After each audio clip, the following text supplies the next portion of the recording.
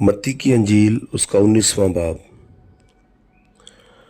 जब यीशु ये बातें ख़त्म कर चुका तो ऐसा हुआ कि गलील से रवाना होकर यरदन के पार यहूदिया की सरहदों में आया और एक बड़ी भीड़ उसके पीछे हो ली और उसने उन्हें वहाँ अच्छा किया। और फरीसी उसे आजमाने को उसके पास आए और कहने लगे, क्या हर एक सबब से अपनी बीवी को छोड़ देना रवा है?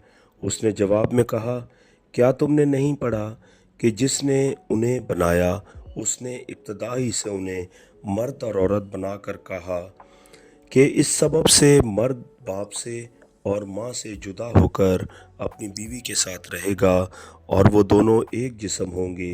बस वो दो नहीं बल्कि एक जिस्म है। इसलिए जिसे खुदा ने जोड़ा है उसे आदमी जुदा ना करे। उन्होंने उससे कहा, फिर मूसा ने क्यों हुक्म दिया है कि तलाकनामा देकर छोड़ दी जाए? उसने उनसे कहा कि मूसा ने तुम्हारी सख्त दिली के सबब से तुमको अपनी बीवियों को छोड़ देने की इजाज़त दी, मगर इब्तदा से ऐसा न था। और मैं तुमसे कहता हूँ कि जो कोई अपनी बीवी को हरामकारी के सिवा किसी और सबब से छोड़ दे और दूसरी से ब्याह करे वो जिना करता है, और जो कोई छोड़ी हुई से ब्याह कर ले वो भी जिना करता है। शागिर्दों ने उससे कहा, अगर मर्द का बीवी के साथ ऐसा ही हाल है तो ब्याह करना ही अच्छा नहीं। उसने उनसे कहा कि सब इस बात को कबूल नहीं कर सकते मगर वही जिनको ये कुदरत दी गई है, क्योंकि बाज़ खोजे ऐसे हैं जो माँ के पेट ही से ऐसे पैदा हुए, और बाज़ खोजे ऐसे हैं जिनको आदमियों ने खोजा बनाया, और बाज़ खोजे ऐसे हैं जिन्होंने आसमान की बादशाही के लिए अपने आप को खोजा बनाया। जो कबूल कर सकता है वो कबूल करे। उस वक्त लोग बच्चों को उसके पास लाए ताकि वो उन पर हाथ रखे और दुआ दे, मगर शागिर्दों ने उन्हें झिड़का। लेकिन यीशु ने कहा, बच्चों को मेरे पास आने दो और उन्हें मना ना करो, क्योंकि आसमान की बादशाही ऐसों ही की है। और वो उन पर हाथ रखकर वहाँ से चला गया। और देखो, एक शख्स ने पास आकर उससे कहा, ए उस्ताद, मैं कौन सी नेकी करूं ताकि हमेशा की ज़िंदगी पाऊं? उसने उससे कहा कि तू मुझसे नेकी की बाबत क्यों पूछता है? नेक तो एक ही है, लेकिन अगर तू ज़िंदगी में दाखिल होना चाहता है तो हुक्मों पर अमल कर। उसने उससे कहा, कौन से हुक्मों पर?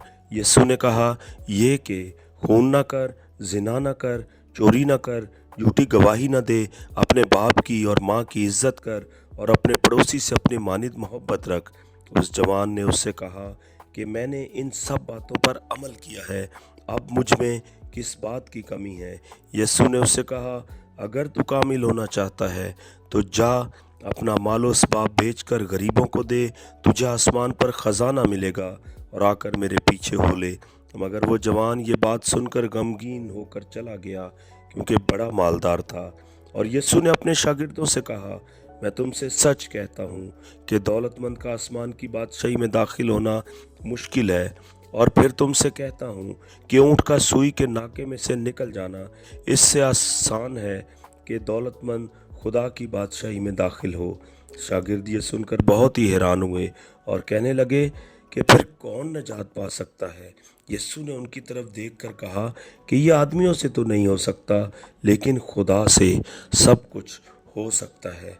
इस पर पतरस ने जवाब में उससे कहा, देख, हम तो सब कुछ छोड़कर तेरे पीछे हो लिए हैं, बस हमको क्या मिलेगा?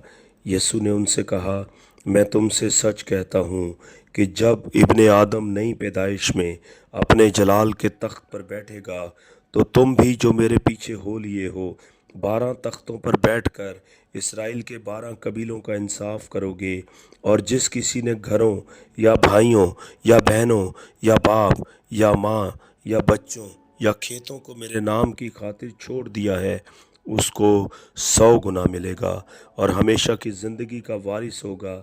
लेकिन बहुत से अव्वल आखिर हो जाएंगे और आखिर अव्वल।